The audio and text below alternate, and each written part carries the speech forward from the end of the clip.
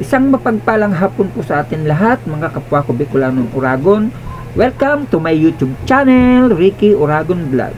For today's video, tayo nga po pala ay nandito sa PITX dahil ako nga po ay naghatid ng aking manugang dahil uuwi nga po siya sa aming probinsya, sa probinsya nga po ng Bicol, sa bayan po ng Malito Albay. At ito nga po ang kanyang sasakyan, ang Belleza Blue Star, ang aming suki na aming sinasakyan pag kami po ay nauwi. So let's go mga kapatid!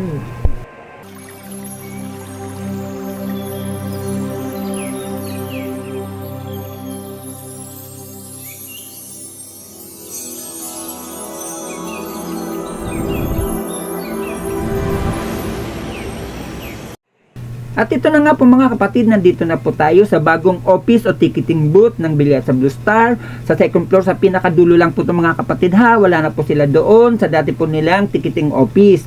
Dahil lumipat na nga po sila dito sa dulo nilang po ito ng second floor. Hanapin nyo lang po, ipagtanong nyo lang po kung nasa na po ang bagong ticketing office ng Belleza Blue Star. Kasi doon po sa dati nilang ticketing office, to ticketing booth, medyo magulo doon po, hindi po organized. Dito po sa bago nilang ticketing office o ticketing booth, napaka-organized po at napakaganda po.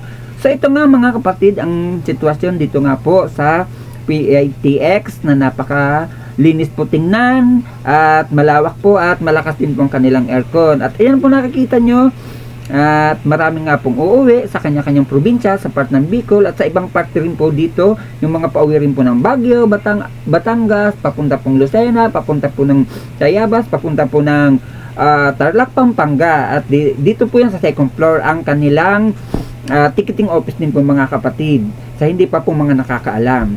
At bago ko nga po pala makalimutan mga kapatid, pakisubscribe ang aking YouTube channel, Ricky Uragon Vlog.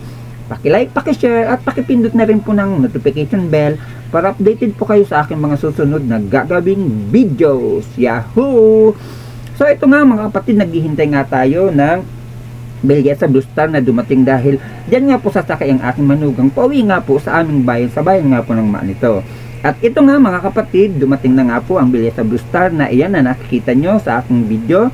At sumakay na rin po ang aking manugang diyan, kasama po ang aking apo. Dahil hinatid ko nga po sila, dahil hinatid lang din nila dito sa Maynila ang aking apo na panganay para dito na nga po mag-aral, dahil itinransfer na nga rito. At siguro mga past 5:30 na o quarter to 6 na nga po itong mga oras na to. At naghihintay na rin lang po ng ibang pasahero ang Belleza Blue Star para nga po umalis na at makauwi na nga po sa papuntang Bicol. Sa uuwi nga po pala ng Bicol, dito na po kayo sumakay sa Belleza Blue Star. Napakamura lang po at convenient at napakabait ng konduktor, ganun din po ang driver. So dito ko na po tatapusin ang aking vlog sa gabing ito o sa hapon ito. Bye bye, God bless you, ingat po tayong lahat sa mga pauwi ng probinsya.